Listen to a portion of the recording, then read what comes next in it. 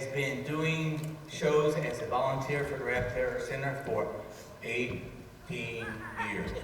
I don't think she's 18 years old, but My birthday is coming up. she has a great show for us. It has a number of Raptors, and there'll be an opportunity to ask questions as well. And I'm just going to turn it right over to Joanne and have fun. Thank you. Come on. All right, good girl. Okay. I know, isn't she pretty? Until she bites me. Okay. So, I'm going to start over here and let you guys take a look at her. This is Darner. Darner came to the Raptor Center with an unknown injury. Oh, did I mention that pictures are okay? I prefer that you take pictures of the bird and not me. I've seen pictures of me and my mouth's always open, so, all right? So Darner came into the Raptor Center. She had some type of a collision, all right? She cannot vocalize. Has anybody heard a kestrel call? Anybody heard them vocalize before? They're really loud. Darner can't do that. We don't know what happened to her. We don't know what she hit, but she's blind in her right eye. Hello. Yoo-hoo. Is there something up there? Okay, thank you. So Darner came into the Raptor Center with that injury, and there's nothing we could do. She doesn't fly well enough to be out in the wild. This is the smallest falcon in North America. Anybody heard of a sparrowhawk before? There actually is a hawk over in England, which is a hawk, it's not a falcon, which looks very similar to this bird. So this is a falcon. She's very, very pretty. The females are a brown color, and the males are more of a blue-gray on the wings and the head, and they have black spots on the body. Now, kestrels can do a few things that are really cool. They can see in ultraviolet light, so they like to eat mice. And when a mouse runs across a field, they're going to go to the bathroom a lot.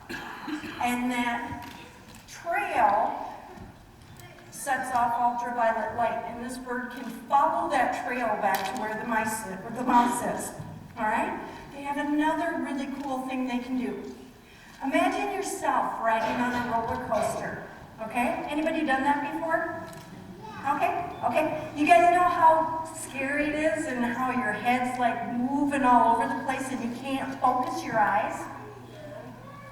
This bird right here could sit on that same roller coaster and focus on anything she wanted to. She has the ability to keep her, no, I don't have any food yet. Keep her head perfectly still. Are you going to do it for me? She says, I'm tired, leave me alone. All right, there we go. Her head stays perfectly still while the rest of her body is moving around. A piece of mouse. Now, this bird got her name of something she likes to eat that's not mice. Does anybody know what species of animal or bug or anything, what that is? When these guys are young, they eat a lot of dragonflies and a lot of bugs. Her favorite food is the Darner dragonfly. And that's why we named her Darner, right? You're just not paying attention to me today. Is there something out there? Hello? Hello? All right, this little girl right here weighs about as much as a stick of butter, which is 8 ounces. So raptors' bodies can be very, very large and they can be very, very light because they have hollow pockets throughout their skeleton. Okay? The problem with that is your bones are solid. If you break a bone and it doesn't heal correctly, they can actually re-break your bone and set it again. With these guys, because of all those empty hollow pockets, we would end up doing more damage. So if they come in and their wing injury is already healed, there's nothing we can do, all right? If it's fresh, we can do everything that you could do with a human bone. So we do the exact same thing. If anybody has ever broken a bone and they've had like a metal fixator put on to keep it straight, or the things that you move your fingers with, we can do that for the birds. And I'm going to show you the cousin of Darner.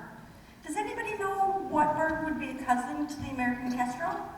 How about you right there? I don't know where John went, but kid in the orange vest, really loud. A peregrine falcon, you're absolutely right. Fastest animal in the world. And I'm not kidding.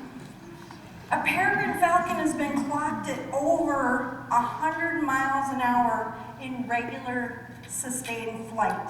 In a dive, you can double that. So 200 miles an hour when they're flying down after their food. Here we go. All right. Okay, get over here. Oh, there you go. So, this is Juno. Juno is a female peregrine falcon. Now, I told you that the kestrel, we can tell the male from the female by the color. Does anybody know how I know this is a female? Say it louder, whoever just said that. I heard somebody say size, and that's absolutely right. So, question and answer time. Raise your hand if you think that females in the raptor world should be larger. Hands up.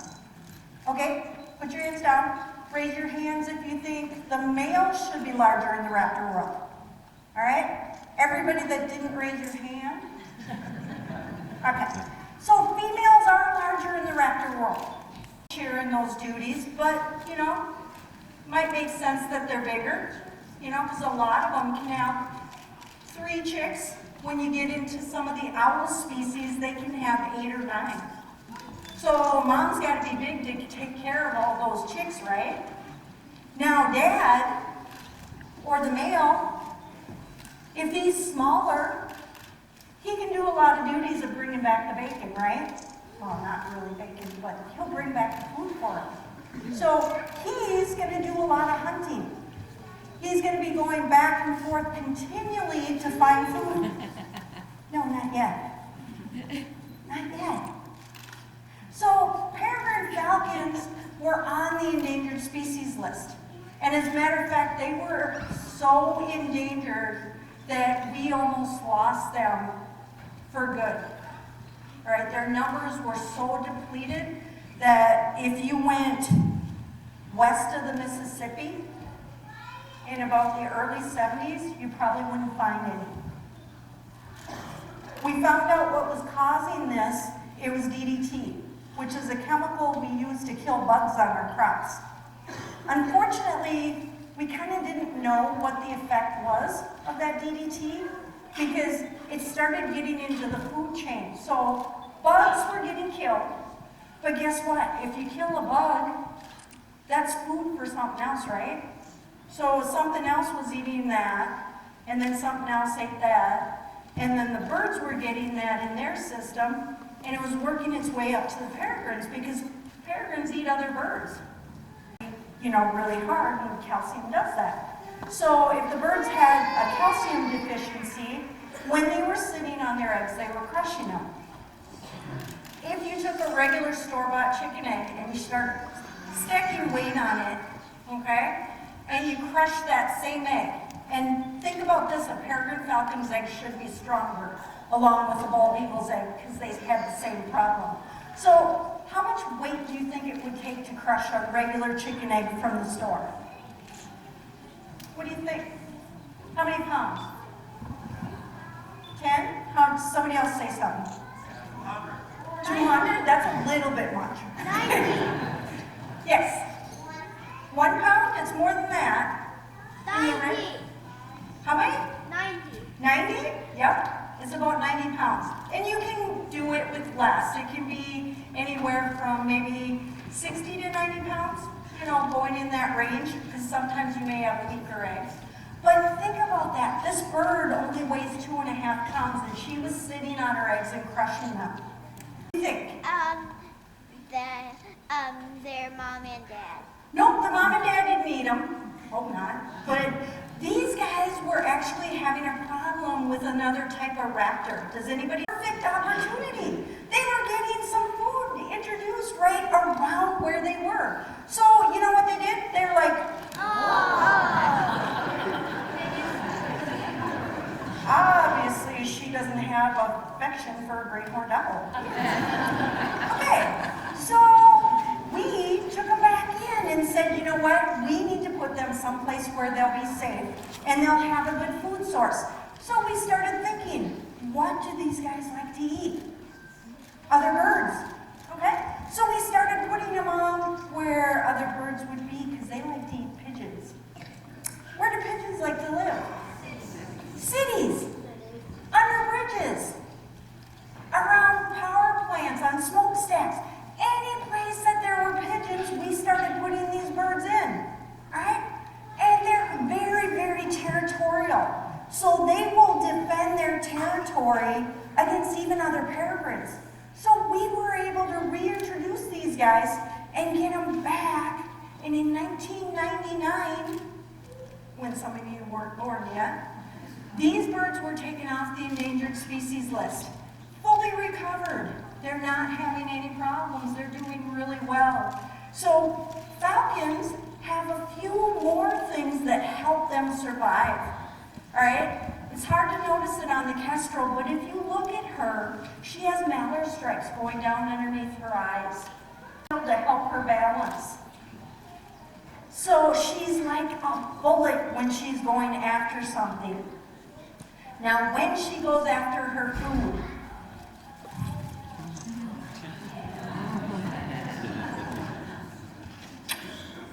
she will take her toes and she will grab that food. Because she's not going to hit her prey head first because she'd kill herself. So she's going to punch her prey out of the sky. She's going to grab it with these long toes and she's going to take it somewhere where she can eat it. Now, if the prey's not dead and it's just stunned, she has a toenail tooth on each side of her beak. All falcons have this. So she can stick that toenail tooth in the back of her prey's neck. So if you feel the back of your neck, you have vertebrae back there.